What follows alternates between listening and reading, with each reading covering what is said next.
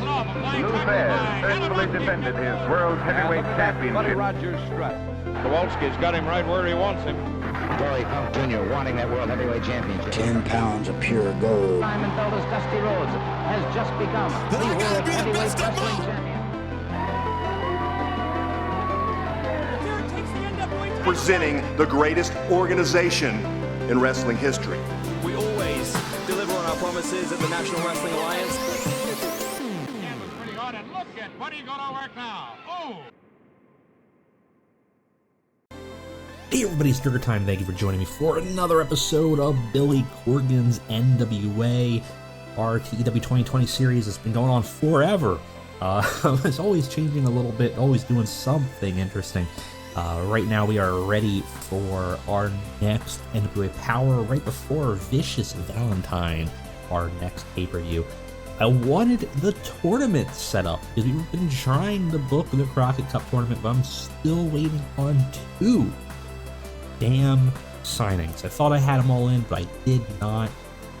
Very annoying, but we have a pretty good roster. The vast majority of them are outside hires, so we're going to seed the tournament and we're going to get that set up. I'm hoping that between now and then the tomorrow night save, I can have it set up and I can show it to you. But right now, that is what we are waiting on. We had a really good show last week. I was pretty happy with it. 65, which I think is the highest we've had so far since starting this season. So that's super cool. And it ended with obviously we cheated a little bit because we had Moxley. But that is what it is. Still stuck at 50. Moving up at a glacial pace. We are in that hump of the saves where it just takes forever to move. We have 64% momentum though. We're doing well. It's just a matter of just getting over that hump. Meanwhile, though, the hump that we're not doing well with is our finances. I am basically praying that the pay-per-view performance is good so that we can make some money back. Otherwise, we're going to be starting to lose money. That may come with everybody's favorite Backstage episode, which might be a live episode, which would be a Futures Endeavors show. We might do that.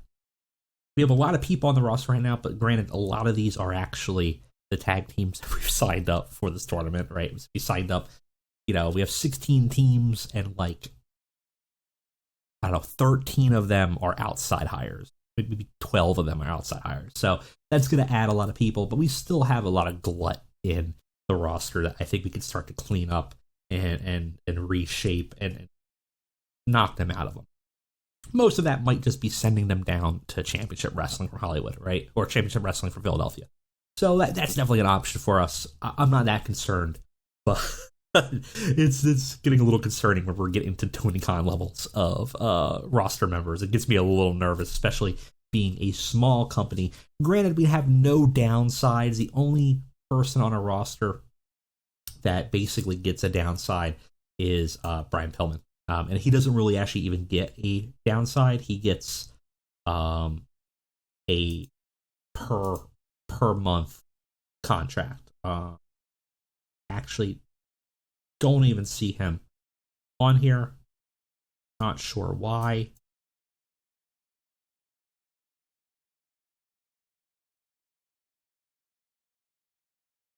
Oh, I'm only looking at... Yeah, okay. There he is. So, he's got a 3-year contract at $17,500 a month, which is not a bad deal if we use them more, but it's definitely a bad deal right now because we are not using them more.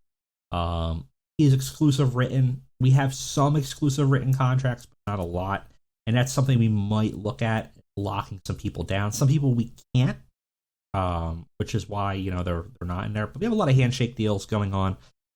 For the most part, these aren't that concerning. The only thing that's concerning is morale, because right now, people that need to be happy are happy. People that are not happy, whatever. It's not that big of a deal. And we do have 2 injuries that we have to worry about. In terms of momentum, a lot of people white hot. very hot, warm, very good. And we have some cold chilies, and there's kind of exact that mostly are jobbers. It's really not that big of a deal. So, and a lot of neutrals. Some of those might just be people we haven't utilized, but we definitely have some glut that we have to get rid of. So keep an eye out for that, because we probably will be doing that shortly to kind of clear out some of the cobwebs of the roster and future endeavors of people. All right, we're going to go forward. I'm hoping I can get the last of the contracts in for the tournament, because I'd like to start this week. We'll see. I keep on. It's like the third week in a row I'm talking about this damn tournament. Well, we'll get there. I just need all the pieces in place. Let's go ahead and sim forward, and hopefully we'll have that set up.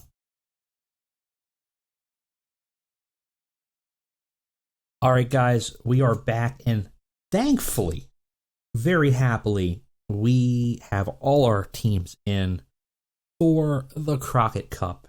And I'm going to run through the tournament here real quick. There's some surprise teams in this list. And again, the goal here was, I guess the theme of 2022's Crockett Cup was respect for wrestling. We wanted as many teams from across the spectrum. Unfortunately, some of them did not work out. We originally wanted the Rock and Roll Express again to represent Championship Wrestling for Philadelphia. But one of the two became retired in between saves and refuses to come out of retirement. So we had to kind of change some stuff up here. Not a huge deal, but kind of annoying. All right, so we ended up getting all the teams that we wanted for the most part, except for a few, obviously, as we said. But overall, pretty happy with how it's shaking out. I'm going to show you the bracket now, and then we're going to talk about how we're going to run it. It's going to be the same as next year, but for those who are new, here is sort of how it's going to work out. And here's the bracket. So we have 16 teams are going to be competing, and only a few are actually I think only 2 are technically already signed with us. I mean, 3 actually. So we'll see how they shake out. If they win the tournament, they get a title shot, and if they win if they're facing an opponent that's not signed, that team gets signed. If they are facing opponents that are also signed already, then the next in the bracket will get signed. So someone new will be signed no matter what. But both will get a signing and a title shot. Here's how it's going to work. First round, I'm going to pick who's going to win. The next round, I'm going to have a poll on YouTube and on Discord. And you guys are going to pick the second round. And then I'm going to pick the third round. Then in the semifinals, you guys are going to pick. And for the final, I'm going to pick. So we're going to kind of keep on rotating back and forth like that. So let's look at what our representation from across the world is. Well, we have Rich Swann versus Willie Mack. Or Rich Swann and Willie Mack versus Top Flight. I was going to say, I'm a little... This is a hard bracket. I tried to seed it where possible, but there's going to be some losses here that are unfortunate because it's just so stacked in a lot of ways. So Rich Swann and Willie Mack versus Top Flight. The return of Beer Money versus the Chaos Connection, our weird GCW group that we pulled because we didn't actually have the tag teams that were eligible in GCW, so that was the one the game created it for us. We have the Gorillas of Destiny versus the Classic Connection, Championship Wrestling from Hollywood group versus a New Japan state. We have the Black Death, yes, the return of the indie darling tag team versus I want to say the Noah champions, Geijo and Hashimoto. The return of Kenta and Naomichi Marufuji versus Bandito and Flamita. The tag team that also was blowing up the indies in 2018 before COVID. And that's this is an interesting one because, man, how do you decide damn, that's tough. Red Dragon versus the Acclaimed. Motor City Machine Guns versus the Beaver Boys. The return of Alex Reynolds and John Silver as the Beaver Boys. The return, reuniting of the North versus our homegrown talents, the Von Erichs. So interesting brackets. I want to hear, and here's what we're gonna do. I'm not gonna run it tonight. We're gonna run it at the start, the pre-show of our pay-per-view, and I want to hear, in terms of these, which ones are you most excited about? Who do you think is moving forward in these? And which ones are the most painful to see? Like, you know, the ones that are just be like, damn, I really want both of these teams to go forward, but I don't know where to go. Part of me actually is the North versus the Von Erichs for me personally. Because to me, the Von Erichs are guys, and I'd love to see them go forward. But at the same time, I'd love to see the North have a huge run. Now, I'm going to pick them, so I'll have to figure that out. But that's mine. Like, which of these is yours that just hurts? That you want both to move forward, but you don't know. You know that only one can survive. It's tough. It's tough for a few of them. Some of them not so much. I imagine Red Dragon and Acclaimed is going to be tough for some people. Most of the Machine Guns, Beaver Boys are going to be tough for some people. I think Kenta and then versus Bandito here is going to be very difficult for a lot of people. I think that's tough. I think Black Death and Engage no Hashimoto is going to be really tough. That's hard to pick a team you want to win. You know, even Top Flight and Rich Swann versus Billy Mack is really tough. Like, you love to see Top Flight. Now, Top Flight's already signed, but, you know, you want to see them do well, take a shot at the championship. You know, it's hard to pick a winner. So that's that. We're going to run it for My Vicious Valentine. That's your homework, though. Tell me which of those matches on round one you're groaning over, that you really want both teams to succeed and you can't pick an easy winner. All right, we got a power. Let's go ahead and power through it. We are auto booked, but we do have some backstage incidents. We got one involving EC3 and one involving King Mo and Mickey James. I'm assuming Mickey James is our wrestler court judge. EC3 started a poker tournament, and then King Mo was brought before a wrestler's court, accused of failing to pick up his share of the tab. Obviously, he's improved his morale from that. We do not have to open forum, so that's actually great. We're doing pretty well there in terms of morale. We do have some negative relationships, not anything too bad. So I think at this point, it's an off chance, but we got our women's division needing help, and I'd love to see if I could get Mickey James, maybe like Delilah Doom. I don't have a chance of feeling anything. Both have professional. No, and it's like everything has an extremely high chance of failing. So I would most like Delilah Doom to get a mentor. Damn, not gonna happen. We had a really good show last time. It's gonna be really hard to beat. But we are expecting 705 fans, so we are growing in momentum here. We were expecting 690 something before. Now we are going to be at probably 750, I'm thinking. 755 maybe when we come back in. Maybe 760. We're close to capacity. I think our capacity is only, let's say 850. So interesting. We are moving up the momentum there. This is our go-home show. So we have some stories. I'm going to say that Vicious Valentine's a little shaky in terms of pre-booking. We don't really have a lot of big things set up for this pay-per-view. We have some obvious ones, but a lot of them are kind of loose on the card. Now we do have also some absent workers. The big one obviously is Deanna Perusa, who's now on maternity leave. So that's going to be a big problem for us. Just because she's going to be out for a while, 11 months. So that's a hell of a maternity leave, but that makes sense. She can't wrestle while pregnant. That would be bad.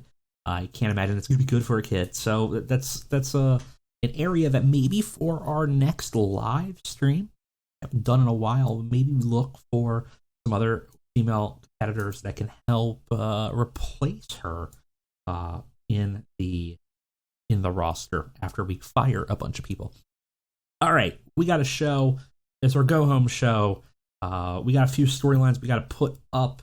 But yeah, like I said, it's a shaky pay-per-view. We don't have a lot to pre-book here, so it's really going to be a pretty, done and dirty pay-per-view that we're going to try to book for it. And I don't think we have a lot to set up tonight. So the goal here is just to put on a hell of a show. Obviously, the focus will probably be Jon Moxley and Ace Austin. But we still have some other storylines in the wings that we want to probably set up a little bit more going into it. We have, if we look at our storylines, we have a couple storylines. Obviously, Dem Boys, the top guys, can be a big focus on Vicious Valentines. Beginning the build of Crowley versus Levi Cooper is considered hot, so we could move into that. Jon Moxley versus Ace Austin, moving into it. Mickie James, probably need to do one more thing with maybe Thunder Rosa to build into that match if we want to do it at Vicious Valentines. Chris Hero, King of Pro Wrestling story with Tim Storm. We haven't really done much. It is considered hot. I don't know if we're going to do anything with it at the pay-per-view. Pillman Jr., we kind of last had him, we still have him fighting over Ricky Starks, but we haven't had much happen in a while, so maybe that's something we have to focus on as well. And obviously, Revenant still being our tag team champions, we haven't really done much either. So there's a lot of areas there that we haven't touched super a lot on. Something we'll have to focus on going forward. All right, I'll catch you guys on the flip. Let's go ahead and let's book this NWA Power. All right, guys, we are back for our go-home show before My Vicious Valentine. 3 pre-show matches in and a full 95 minutes. This was actually a really hard show to book, believe it or not. Because there was a lot of little pieces that we're trying to set up. Don't know how this one will go. Will we get to where we were last time at 65? I really doubt it. But I am interested to see. We have a pretty good main event, but the rest of the card to me is a little... It was necessary, but I don't know if it's necessarily the best in terms of scoring. So let's go ahead and start the show here and see what we have for our next episode of Power. So starting off with the pre-show, we have a warm-up match. Intention was to try to work the crowd. It really didn't. But it's also to give Von Erich something to do. We let them get a win off of the Dawson brothers. Does pretty okay, 9 minutes, not much to say about it. Ross actually was off his game a little bit, so scored a little bit lower. Usually he's around 52. So, Von Erichs are sort of our project, right? They've kind of gone to the wayside a little bit, but we want to keep them around, keep developing them. And if we can't get them on the TV show regularly, I think the best thing we could do is probably at least give them more work on the pre-show.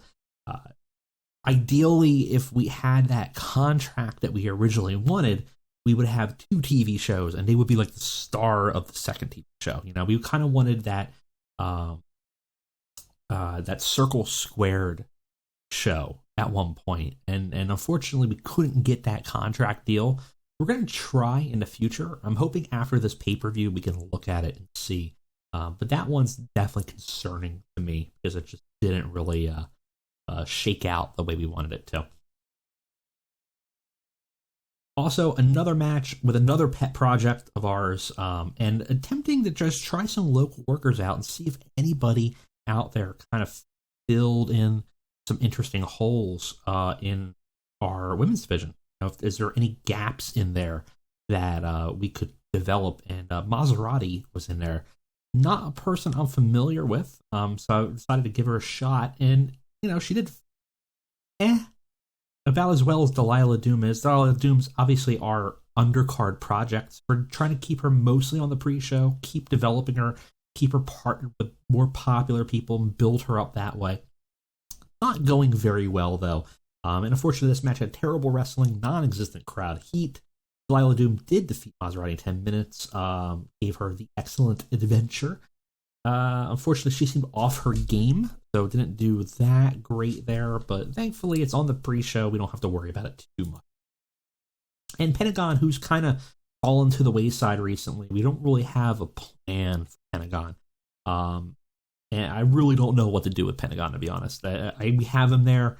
I'm going to give him a match, keep him happy, keep him motivated, but I really don't have a booking plan at this time for Pentagon. And maybe it's time to send him off the pasture for a bit. But for now, we're going to keep him on the pre-show here, keep him in a match, as we kind of figure out where we want to take him in terms of a story. Maybe I'll lump him into something else. It's a possibility. I have another big storyline. This season, and I know I mentioned it prior, especially on the Discord, is the theme of this season is going to be kind of faction warfare. Expect a lot of different groups to show up from time to time. Maybe Pentagon has a role in one of those. We'll see. 51, match pretty good. Most of that is Pentagon. High rated fine. The 30 is not very great, but he's one of our enhancement talent, so about to be expected. And at the start of our show, we have a women's rumble for the number one contendership. So a big mix of people.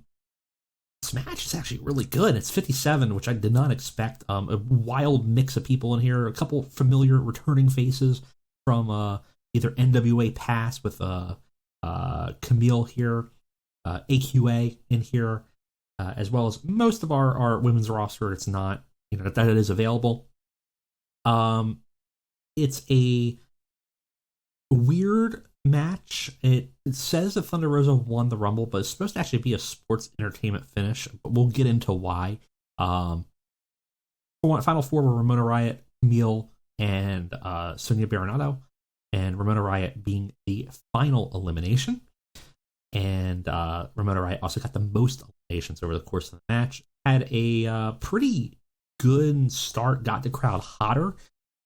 They enjoyed this. I'm really surprised this was a 57. That's a fantastic rating for this wildly mixed group of people in terms of skill set.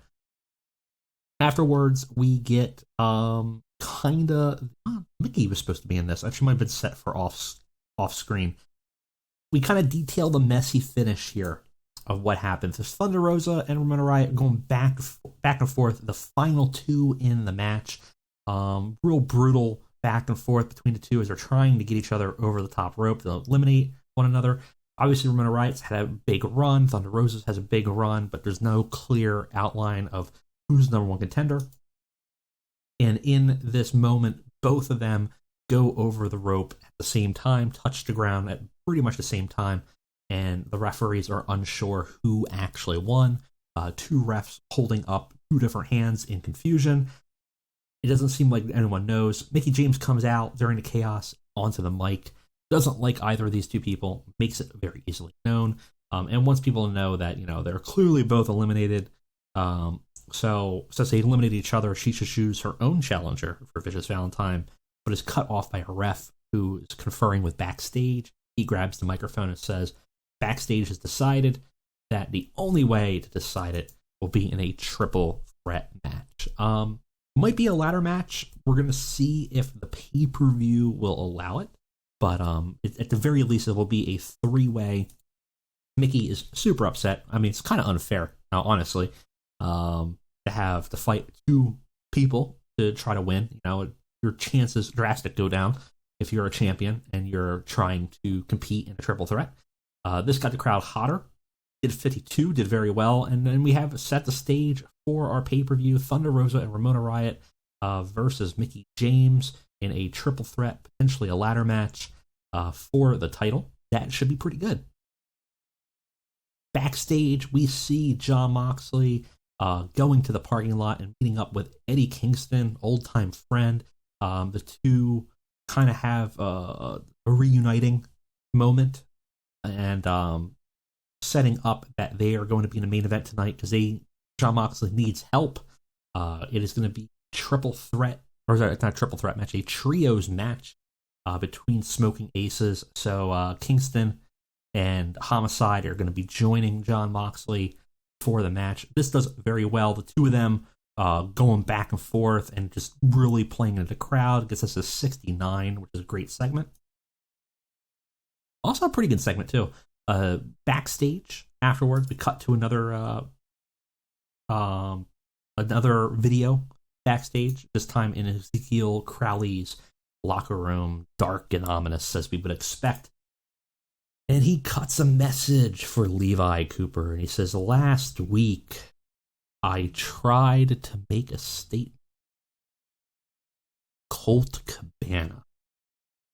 Colt Cabana is a weak man with a weak mind. A weak mind that is easily manipulated by others, including my former protege. You see, when you reach beyond the veil, see what lies beyond, that darkness inside, that power, you realize it resides in all of us, that nagging voice in your head, the remnants of old gods looking to be worshipped, looking for us to embrace pain, suffering, looking for us to make a journey to a higher plateau. But not everyone can make that journey. Not everyone is worth saving. You, Levi Cooper, think you can save everybody. And in that moment, you've showed me determination. It's a foolish, simple-minded type of courage.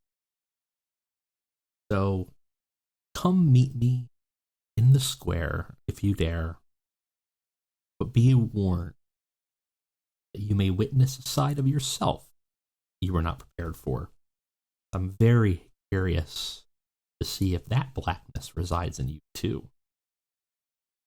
To see if you ultimately have place upon that twilight tree of paradise that will come, or if you're simply its fertilizer. We gain heat for Ezekiel's storyline. We seem to be setting up a match between Levi Cooper and Ezekiel Crowley as he's continuing to talk about this sort of Eldritchian horrors that he's seeing. Obviously, we knew from the previous season that he had assisted Bo Dallas's character to find something metaphysical, but Ezekiel saw a very darker part of it, and Bo Dallas was kind of doing something different. He was doing something about more in line with spirituality, and Ezekiel found something much darker, much carnal, and he seems to believe that he can bring it out of people. So we'll see how this plays out, but Levi Cooper, if he decides to confront him, might be in for a world of hurt. Segment did pretty well, 62. We just have a match because we needed a match. I have Brian Cage versus Ron Killings. I had nothing to do with them, but I just decided to put them on there because, boy, we needed a match. It does okay. Not much to say about it. It's a 44. Brian has a 57. He's pretty strong. Again, another person that really need something. Ron Killings is kind of done, and we kind of have to figure out where to move him into things. But for now, we also have a problem with Brian Cage, and do we keep him around, and what do we do with him? So, because we could see a pretty solid in-ring performance. You know, we know we can get something good out of him. We just need a new story, a new drive. If you guys got ideas for him, let me know. You know, we just need something for him that will be interesting. Maybe, again, a faction of some sort being part of it, being the muscle. but then potentially something else. I don't know. But I do want to keep him around. I just really have to figure out what I want to do with him. We got Jeff Jarrett coming out, making an announcement to the crowd about something. We don't know what it's going to be, though, because we're cut off by a mysterious video package. It's a staticky video package of an empty hall. It's bathed in darkness and smoke bellowing out of it. And we see a glitchy logo show up on top of it. The skull with many little tentacles growing out of it. And a voice is heard simply saying, "Hail Hydra." Yes, we are going to have a pending lawsuit from Disney as we debut some type of faction called Hydra. What will we learn about this? Who knows? But Jeff clearly doesn't know anything about this. He's visibly confused and just kind of walks away. So we have another group coming in. We don't really know much about it, but we know it clearly has the power to take over video packages, and it has the power of, copyright infringement. But that's about all we know about it. We have EC3 versus Ricky Starks. Man, EC3, you're kind of suck off his game.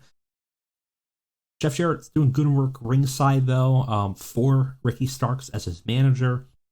Ricky had a 56. EC3 is not doing very well here. This may call an audible on a program because he's really not doing what I need him to do. Expect something a lot more. Unfortunate, a little frustrating, but we can call those audibles based on performances, and this match ends up being good, but it's really not good because of him. And I'm fearing that the next segment will not do very well either.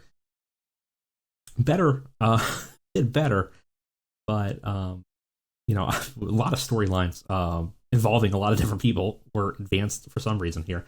But EC3 defeats Ricky Starks, and Jeff Jarrett's is out there. EC3 grabs the microphone to taunt him, that's saying that he basically defeated his new golden boy, and goes, "This is your champion, huh? That's pathetic. Look around, Jeff. This company is in chaos. You care more about making money off of its carcass than running it. It's so weak that you have literal anarchists causing havoc backstage. It's all because you lack the discipline to control it. You need a true 1%er to take this and run with it. Instead, you're out here selling crypto with its name on it. My family legacy is tarnished, and you have so much to do with that. I may not have been born in this company, but I have every right to it as you." Jeff Jarrett comes out. Well, he's already out, but Akam and Razor come to his wing. He grabs a microphone and he dresses down EC3. He says, "You're nothing, Ethan. You're the heir of a money mark who got over her head.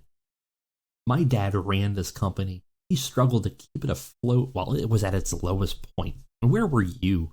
You're nobody. Yes, I wanted to monetize it. Yeah, wrestling is a business. And you're not a leader. You're not a 1%er. You're a product. You need to understand that and respect it. But I can tell you right now, you think you're going to stop me? Because strong leaders, you'll understand soon, they rule by force." And with a snap of the finger, Akam and Razor come down to the ring and attack EC3, leveling him out.